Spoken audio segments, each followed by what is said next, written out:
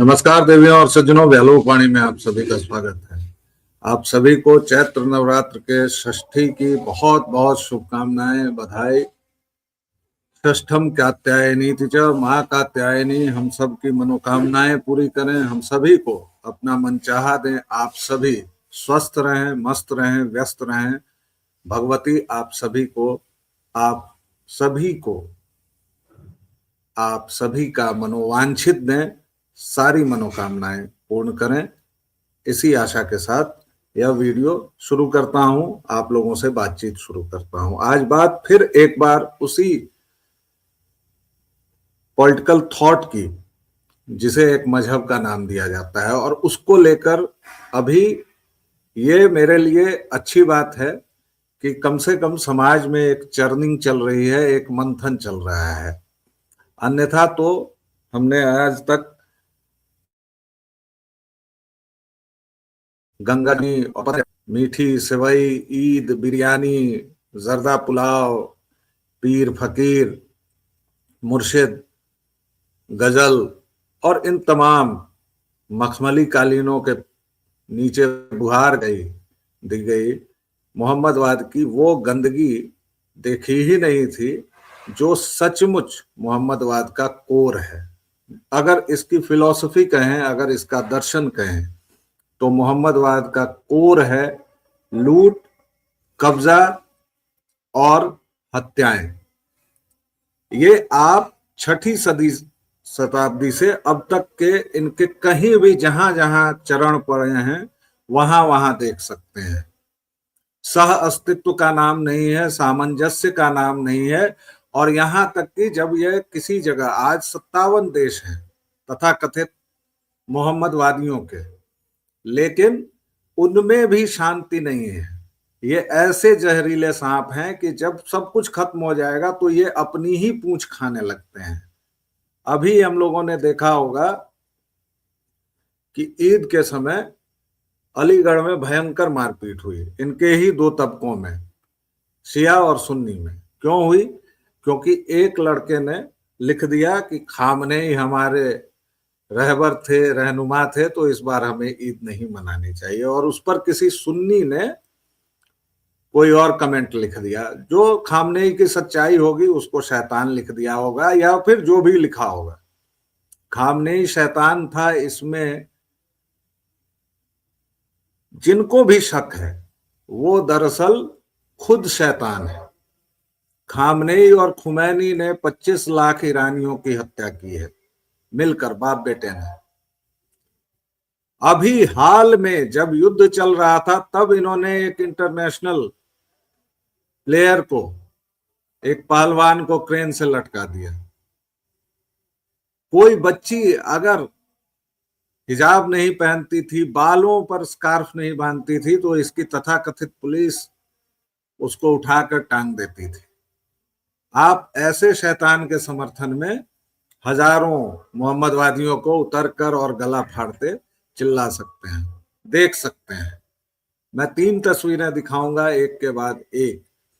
लेकिन मेरे लिए अचरज की बात यह है कि लोग, हमारे हिंदू, हमारे सनातनी अभी भी इन बातों पर आश्चर्यचकित होते हैं, क्योंकि उन्हें अभी तक इस शैतानी कल्ट के सॉफ्टवेयर पर भरोसा है, या शायद उन्हें इसके सॉफ्टवेयर का पता ही नहीं है। तो शुरुआत करते हैं इस फोटो से। ये देखिए, ये ईरान की तस्वीर है जहां पर लोग दुआएं मांग रहे हैं। वहां पर लोग अपने रहनुमा, रहबर के लिए, हालांकि खामनेई तो अब जहन्नुम नशीन हो गए, तो बाकी जो भी लोग हैं मुज्तबा हैं, और उसके बारे में भी कई तरह की बातें चल रही हैं कि मुज्तबा भी शायद घायल है, उसका पैर कट चुका है और वह बुरी तरह से घायल है, उसको शायद रूस ले जाया गया है। इसके साथ उसके समलैंगिक होने के भी समाचार आ रहे हैं। हालांकि इस सब से हमारा कोई लेना देना नहीं है, अगर वो समलैंगिक है भी तो भी ये उसकी पर्सनल चॉइस है। लेकिन और वैसे भी बच्चाबाजी इन लोगों में कोई बहुत बड़ी बात नहीं है। पूरे अफगानिस्तान में ये चलता है, पूरे पाकिस्तान में ये चलता है। तो ईरान में भी अगर हो तो कोई खास बात नहीं है, और वैसे भी ये पर्सनल चॉइस है, इस पर मैं नहीं जाऊंगा। ये ईरान की तस्वीर है, लेकिन इसके साथ साथ देखिए आप, कुछ तस्वीरें मैं आपको दिखाऊंगा। ये आपके कश्मीर की तस्वीरें हैं, ये हमारे कश्मीर की तस्वीरें हैं, जहां भाईजान लोग और बीवियां इकट्ठी होकर ईरान के लिए सहायता इकट्ठा कर रही हैं। बड़ा सा बैनर लगा हुआ है, और ये देखिए लोगों ने अपने घर के बर्तन भांडे, कुछ बच्चों ने, हालांकि उनको बच्चा कहना भी मुझे ब्रिगेडियर सूर्य प्रताप का वो डायलॉग याद दिला देता है शौर्य फिल्म का, तो मैं उनको बच्चा कहने से भी थोड़ा हिचकता हूं। उन्होंने अपनी गुल्लकें तक दान दे दी हैं। इसके अलावा आप देखिए कई सारे बर्तन वर्तन हैं, पैसा है बहुत सारा। ये आपके कश्मीर में चल रहा है। और ये एक तीसरी तस्वीर मैं आपको दिखाना चाहता हूं। ये औरत, क्योंकि मोहम्मदवाद में औरत ही हो सकती है, वो महिला, नारी, बच्ची, ये सब नहीं हो सकती है, क्योंकि औरत शब्द का जो अर्थ है मोहम्मदवाद ठीक उसी अर्थ में इनको रखता है। लेकिन इसके बावजूद ये कौन सी बीमारी है मुझे नहीं पता कि ये खुद उसको बचाने आ जाती हैं, ये खुद पत्थरबाजी करती हैं। और ये महिला अपने जीवन भर की कमाई लेकर आई। इसने कहा कि मेरे पति ने कुछ गहने बनाकर छोड़े थे और कहा था कि जब एकदम आपात स्थिति आ जाए तब तुम इनको बेचना या इनका इस्तेमाल करना। ये विधवा है, और ये रोते हुए आई और बोली कि आज वो आपात स्थिति आ गई है, हमारे ईरान में बड़ी दिक्कत है, हमारे ईरान में बहुत सारी समस्याएं हैं, इसलिए मैं इसको लाई हूं, आप लोग इसको स्वीकार करें। अब इसमें दो तीन बातें हैं। पहली बात कि अव्वल तो ये पैसा कहाँ जाएगा ये किसी को पता नहीं है, क्योंकि इस तरह की चीजें बहुत देरी बार हो चुकी हैं। गजा के नाम पर आप देखते होंगे कई सारे ऑनलाइन ऑफलाइन पिटिशंस आते हैं, बहुत तेरी चीजें चलती हैं, और वो सारा पैसा कहाँ चला जाता है ये किसी को नहीं पता है। उसी तरह ये पैसा भी कहाँ जाएगा, कैसे जाएगा, क्यों जाएगा, पता नहीं। और भारत सरकार हाथ पर हाथ रखकर बैठी हुई है। उसको ये भी नहीं समझ में आ रहा है कि वह इस पर क्या करे या लखनऊ में क्या करे। लखनऊ में एक मुल्ला है कल्बे जव्वाद, वो इमाम बाड़ा उसके बाप की संपत्ति है, उसके बाप ने वो लिख दिया था। तो अब वो इमाम बाड़े में कोई भी जाएगा तो उसको कह रहा है कि बुर्का पहनो, हिजाब पहनो, क्योंकि उसके बाप ने इमाम बाड़ा बनवाया था। इन लोगों के अब्बा हुजूर बदलते रहते हैं। सबसे बड़ा जो इनके कौम का मौलाना हुआ, जिसने पाकिस्तान का बीजारोपण किया, वो अल्लामा इकबाल कहता था कि हो जाए अगर शाह खुरासां का इशारा, सजदा न करूं हिंद की नापाक जमीन पे। साहब, अगर तुर्की के बादशाह मुझे इशारा कर दें तो मैं हिंद की नापाक जमीन पर इशारा न करूं। और इसी को माना जाता है पाकिस्तान का बीजारोपण। अब ये बात दीगर है कि सुअर खाने वाला, दिन रात शराब पीने वाला, सिगरेट तो खैर उसके मुंह से सिगरेट सिगार लगी ही रहती थी, वो जिन्ना इनका कायदे आजम है। इनके सॉफ्टवेयर में गड़बड़ी है। और आज वो मुल्ला मुनीर भौंक रहा था, कहीं मैं उसको देख रहा था, वो भौंक रहा था कि दो ही रियासतें बनी हैं जो कलमा पढ़कर बनाई गई हैं। एक मदीना का उसने उल्लेख किया और दूसरा पाकिस्तान का उल्लेख किया। अब इतिहास बोध क्या होता है ये पाकिस्तानी तो हमको बताएंगे ही नहीं, क्योंकि उनके इतिहास की किताबें शुरू होती हैं बिन कासिम से। जो अपने इतिहास को ही भुलाने पर आमादा हों, जो 3 पीढ़ी पहले रजाकार ओवैसी, 4 पीढ़ी पहले जाइएगा तो तुलसी राम निकल जाएंगे, उसके फोर फादर्स। जिन्ना के पूर्वज मात्र 4 पीढ़ी पहले हिंदू थे।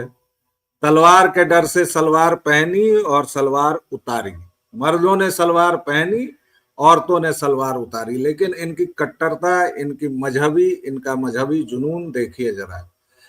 सवाल यह है कि हम क्यों इतना आश्चर्यचकित क्यों होते हैं? इसलिए होते हैं कि 70 वर्षों में हमारे कानों में वो जहर घोला गया है सेकुलरिज्म का, वो जमजमी तहजीब का। हमारे पूर्वज बिल्कुल सही थे साहब, जो इनको तुर्क और म्लेच्छ कहते थे, जो इनसे किसी भी तरह का साबका नहीं रखते थे। जब मोहनदास और मौलाना नेहरू की करतूतों से ये नासूर भारत में रह गए, धरती का बंटवारा हुआ, लेकिन ये म्लेच्छ यहीं रह गए, तो हमारे पूर्वज बड़े पर्टिकुलर थे। और यही वजह थी कि उस समय यूसुफ खान को अपना नाम बदलना पड़ता था, मधुबाला को मैजबीन से मधुबाला बनना पड़ता था।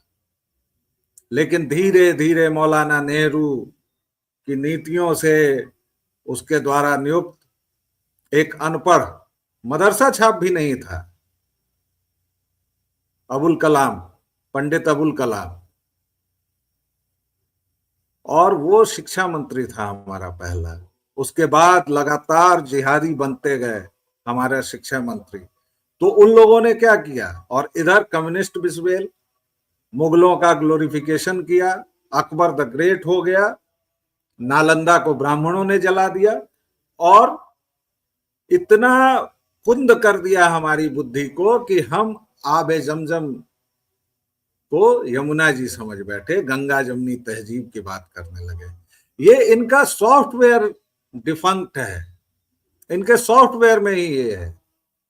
और अगर आपको यकीन ना हो तो ये पढ़िए, देखिए पाकिस्तान के मुल्ला किस बात पर बात कर रहे हैं। जब हम गजवाए हिंद की बात करते हैं तो लोग कहते हैं कि अरे ये तो बेकार की बात है, ये तो वैसे ही षड्यंत्र कर रहे हैं। लेकिन ये देखिए, ये मुल्ला हिंद, जब भी इस तरह की सिचुएशन पैदा होती है तो फिर वो गजवा हिंद का दोबारा से तस्करा शुरू हो जाता है। उसमें जो खुरासानी लश्कर होगा वो कहां से होगा? कोई उसे पाकिस्तान से, कोई से अफगानिस्तान।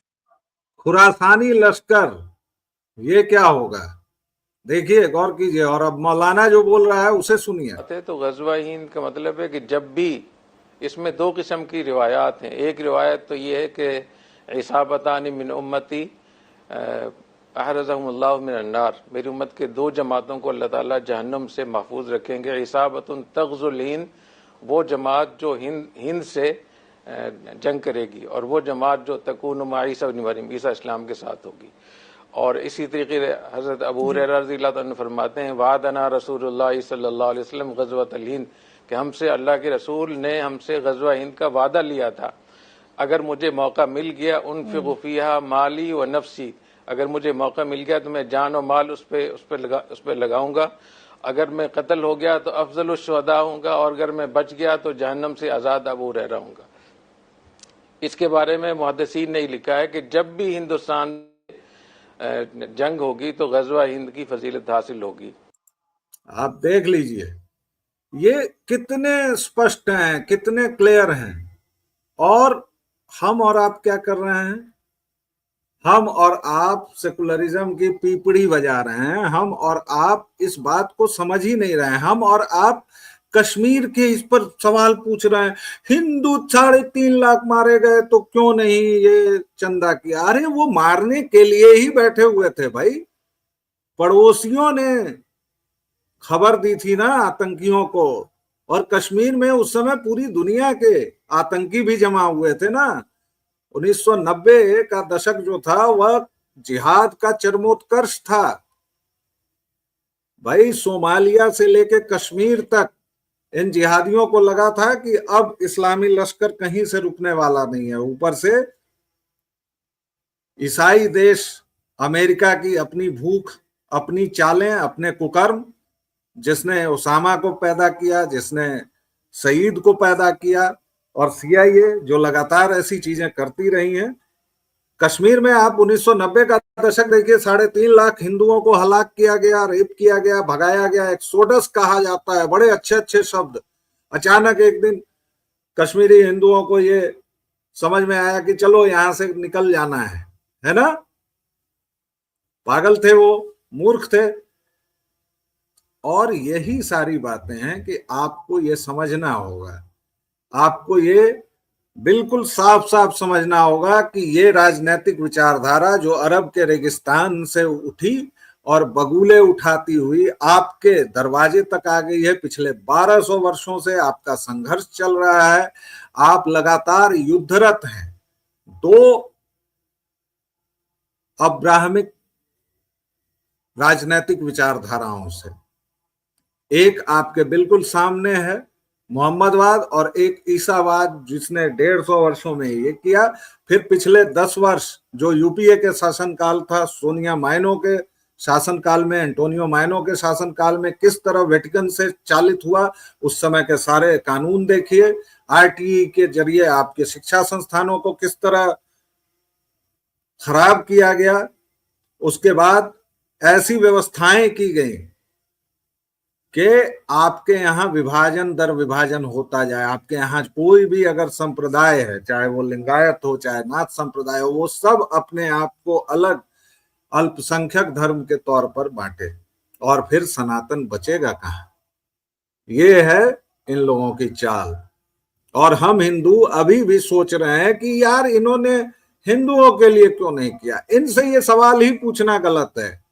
आप अपनी तैयारी कीजिए, आप युद्ध में हैं, ये लगातार जिहाद में हैं, और हर एक कोई मुसलमान अच्छा या बुरा नहीं होता है। मुसलमान मुसलमान होता है, मुसलमान जिहादी होता है, जिहादी आतंकी होता है।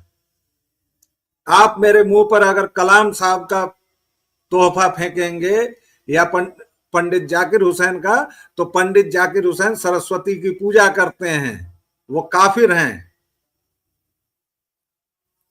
कलाम साहब वीणा बजाते थे, वो काफिर हैं, वो नहीं है मोहम्मदन।